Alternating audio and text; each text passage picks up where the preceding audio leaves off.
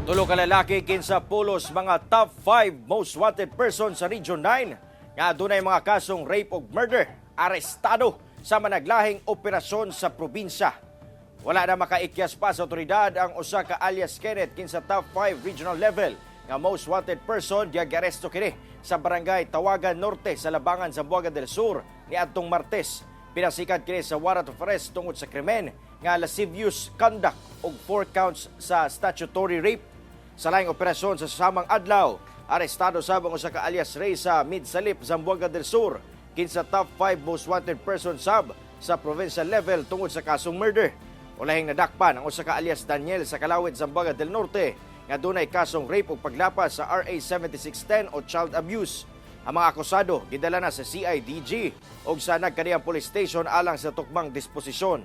Sumala sa kapulisan ang pagdakop sa mga individual o sa kapaagi aron masiguro ang kaluwasan sa publiko tungod padayon kining naghatag og hulga sa komunidad.